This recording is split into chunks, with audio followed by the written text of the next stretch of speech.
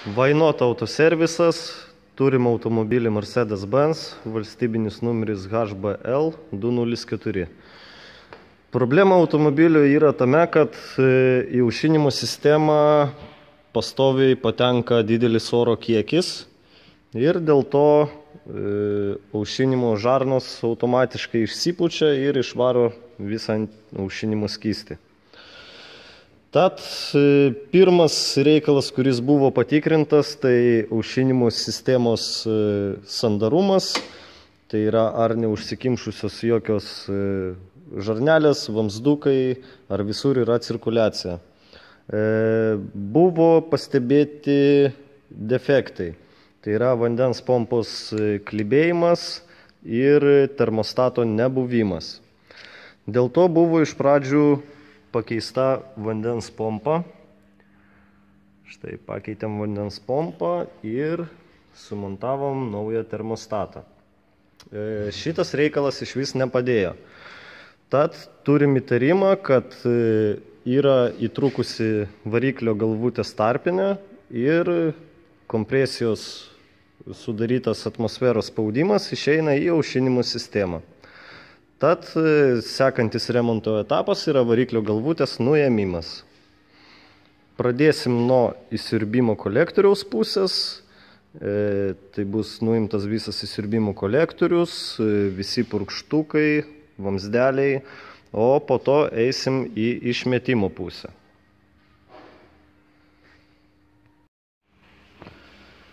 Tolimesniam remonte procese radom irgi ganėtinai daug defektų. Visų pirma, visi kuro vamzdeliai sulaužyti, pritvirtinti su hamutais. Na, biški neestetiška tai yra. Bandant ištraukti purkštukus kuro įpurškimo sistemos, keletas purkštukų išsitraukė ganėtinai gerai.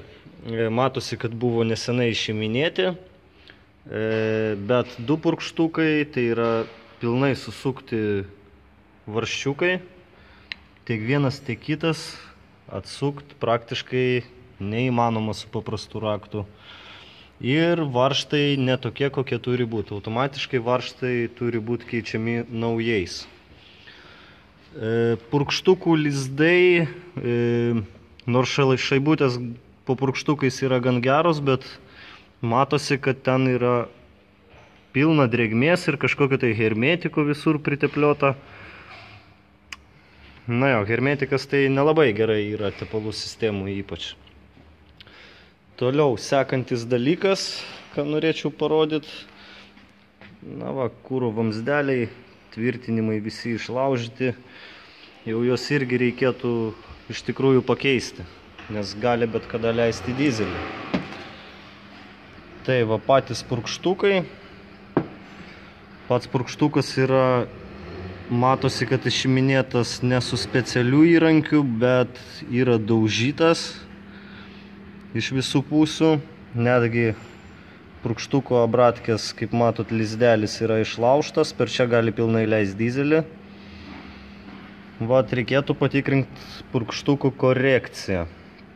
Jeigu buvo galvutė atsukinėta, tai jau gali būti, kad korekcija yra nusimušus ir neteisingai paduoda dizelį. Taip, na va, kokia jų būklė. Purkštukų šaibutės, matoma, irgi nesenai buvo keistos. Yra kažkokie žymėjimai, gal buvo ir net pats purkštukas keistas iš sąvartyno pirktas, nes tikrai nenaujas.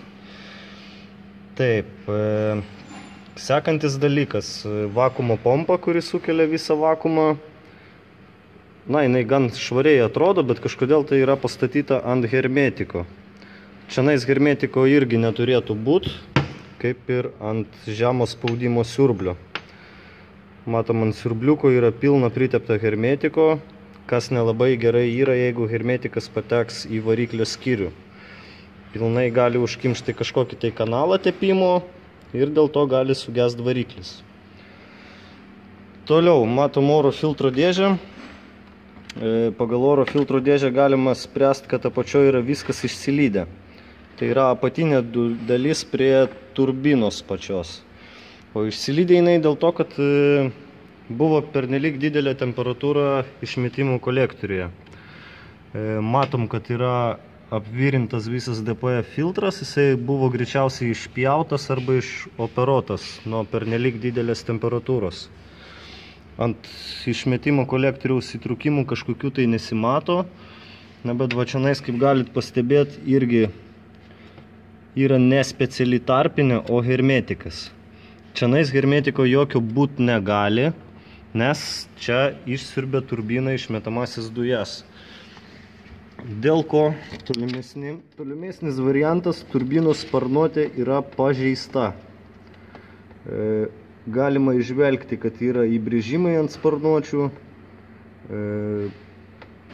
Palankstymai tai gal nėra, klibesys toksai minimalus yra, bet sparnuotė yra pažeista iš tikrųjų. Reikėtų visą interkulerio sistemą traukti ir žiūrėti, ar ten nėra jokių pašalinių struškių arba kitokių šiukšlių. Taip, dar vienas momentas, atjungiant šlangą nuo termostato. Turim didelį spaudimą. Jau čia biškį nuleidom, bet faktas, kad girdėjote, jog spaudimas čia toks tikrai neturėtų būti, ypač ant šalto automobilio. Taip, toliau išėmus kuro filtrą. Irgi matom, kad jisai ant hamutų yra pastatytas, tai yra visi fiksatoriai sulaužyti. Ir kas toliau, kas labai nustebino mane, tai išėmus kuro pašildinimo kronšteiną buvo aptikta viduj hermetiko. Štai matot, tas blizgantis dalykas tai yra hermetikas. Tai čia dar kartą byloja, kad negalima statyti tarpinių ant hermetiko, kuris yra susijusius su turbo arba su kuro sistema. Taipogi radom ant šlangos pastatytas atbulinės saigos vožtuvas, neleidžiantis kurui nubėgti atgal į baką. Čia dar problema nėra aiški, bet manau tolimesniam ardyme surasim, dėl ko čia tas vožtuvas yra pastatytas. Ir štai pagaliau nuėmėm galvos tą visą galvutę ir mes matom, kad galvutė jau buvo remontuota, jau buvo daryta, bet neteisingai. Reiškia, galvos tarpinė remonto metu nebuvo keičiama, o tiesiog supurkšta sprėjom, kitaip sakant, hermetiku. Tokį vaizdą iš karto pamatėm nuėmus galvutę. Viskas supurkšta visa tarpinė sprėjom. Taip, aišku, darydavo seniau ant Žigulių, ant kitų mašinų, senesnių modelių, bet benzininių, o dizeliam, kada yra didelis spaudimas degimo kameroj, tokio dalyko daryti negalima. Čia yra laikinas dalykas ir labai ilgai nelaiko. Toliau pati galvutė. Matom, vieno cilindro forkamera yra stipriai pažeista. Apdaužyta visa. Čia greičiausiai buvo kažkas tai patekę. Pažeidimai matosi, net nenuvalus paviršiaus. Kitas cilindras ganėtinai geras, jie visi vožtuvai panumeruoti. Reiškia, buvo vožtuvai daryti jau.